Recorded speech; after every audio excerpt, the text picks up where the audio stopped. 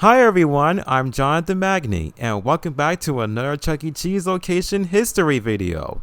Today I'm talking about another Chuck E. Cheese location in Glen Burnie, Maryland. However, this location didn't start out as a Chuck E. Cheese. We'll discuss about it in a moment. Credit goes to Cheesypedia and other major sources for the information about this location. If you want to see more content like this, be sure to like, comment, and subscribe. So without further ado, let's get started.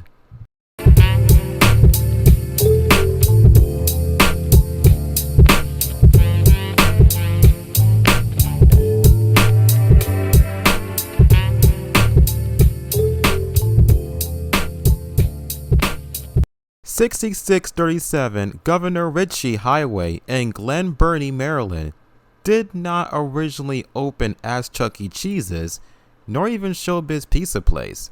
Instead, it was originally opened as a movie theater on October 24, 1973 as Ritchie Cinemas 123. Ritchie Cinemas 123 is located in the Governor's Plaza Shopping Center, and it was operated by the Rappaport Management Inc. chain, headed by M. Robert Rappaport. We have this old article sharing some details about this location. Ritchie was located just across the city line south of Baltimore in Anne Arundel County. The new triplex featured a combined seating capacity of 1,100 people. The lobby at the Ritchie triplex is highlighted by the attractive 25-foot refreshment counter. Then we take a look at a picture of the Ritchie Cinema exterior. If you take a closer look, there are 3 movie posters up front. Basically, as the name implies, this movie theater only hosted 3 screenings all in one place, which is very small compared to your average movie theater hosted 12 to 22 screenings. Next, there's an advertisement about Ritchie Cinema 123's grand opening.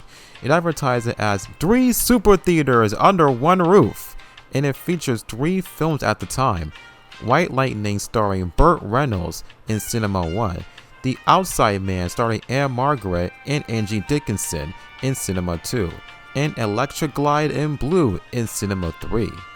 Ritchie Cinemas 123 was doing very well up until 1985, when it was taken over by F.H. Durkee Enterprises chain.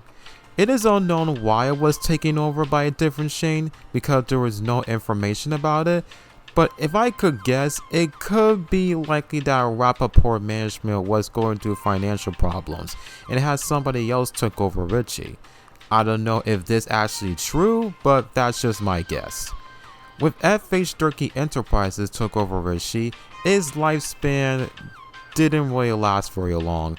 On January 31st, 1988, Ritchie Cinemas 123 closed permanently.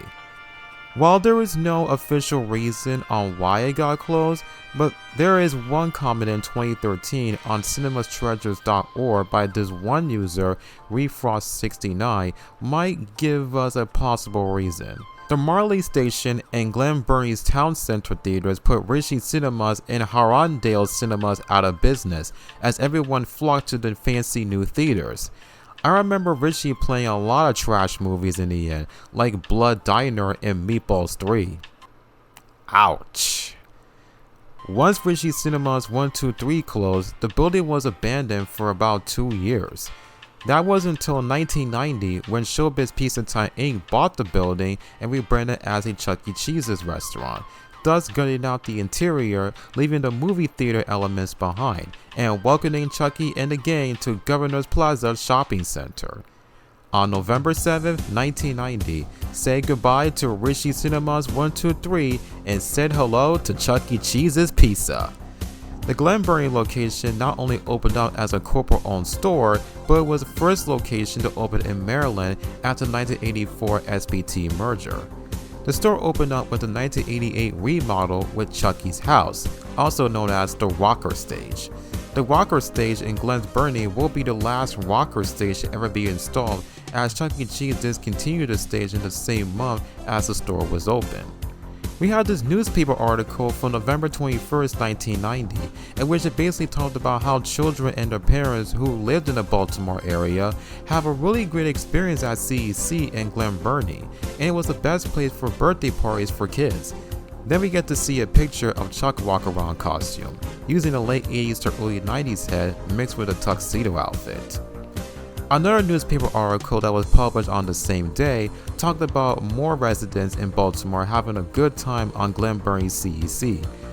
What's interesting is that Dick Huston, the director of marketing for CEC at the time, actually chose Glen Burnie because he was impressed by the area's vitality and have a strong demographic base.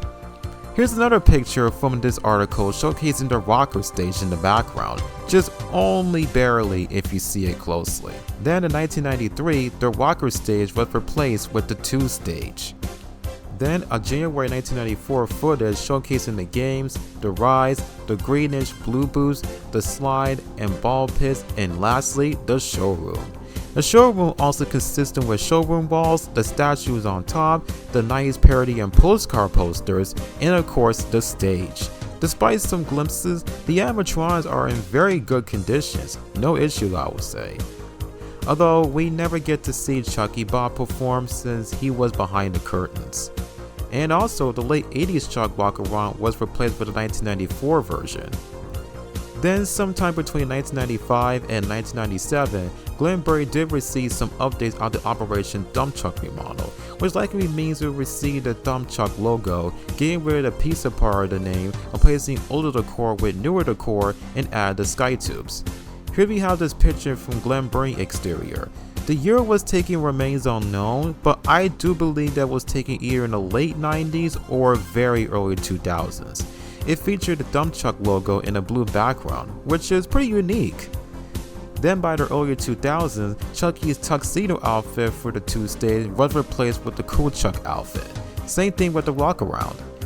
Sometime between 2005 and 2007, the location was updated due to 2003 Cool Chuck reconfiguration.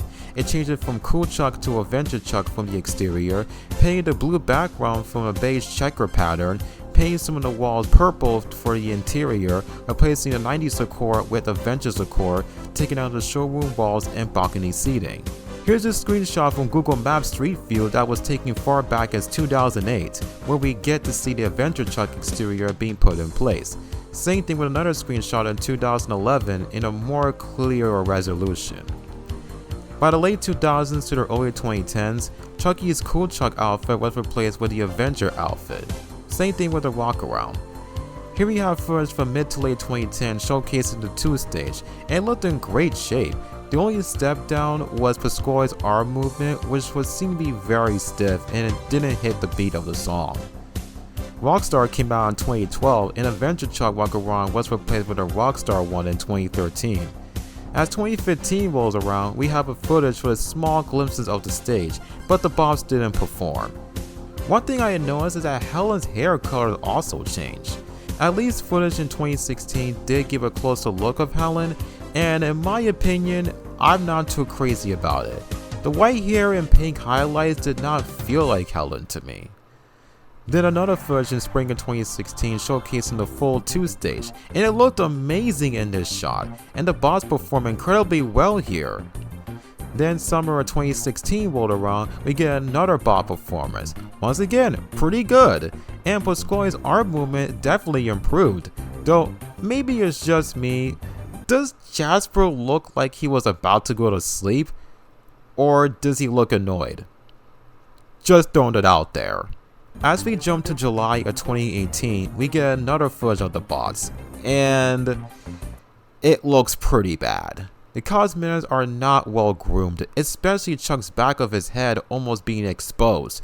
You can hear the squeaks of the mechanics that are very distracting, and all around not very well maintained. Hell, not even the wink is even working anymore. And the sad part about this is, this will be the last time we get to see the bots. In December of 2018, Glen Burnie got the 2.0 remodel, which means they got the Microsoft Paint Rockstar logo, shorter to just Chuck E. Cheese, having a green background on the exterior, painting the walls white for the interior, replacing the Avengers decor with Walmart decor, and finally removed the 2-stage for a 2017 Chuck E. Live dance floor. The only remaining features that were kept were the entryway doors, which stayed that way since the 90s. Glen Burnie was the first Chuck E. Cheese location in Maryland to open with the 2.0 remodel. The only footage I can find for the 2-stage before its removal was in the summer of 2018, and according to the person who made that video, they knew that Glen Burnie was preparing for the remodel, so he decided to take as much footage as he could before the bots and the core were removed. Now, before I get into the fate of the bots, there are some updates about the exterior. In October of 2022, the Governor Plaza Shopping Center went through an exterior refresh, Chuck E. Cheese being no exception. According to fans, the updated exterior was completed by March of 2023, and as of September of 2025, the location remains like this. And finally, what happened to the 2-stage bots? I fucking hate this company.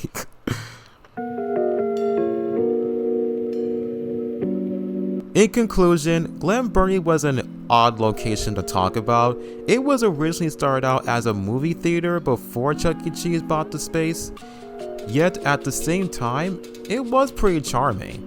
This location hosted the last rocker stage to be installed as SBT moved on to other Simoranic stage in the early 90s, such as the Rose stage. While there's not much significance that made it stand out other than the exterior, Glen Burnie is a pretty unique location, and I'm glad I covered it. Anyways, thank you guys for watching this video. What do you think about Glen Burnie? Is there something I have missed? Let me know in the comments below. So with that, God bless and take care.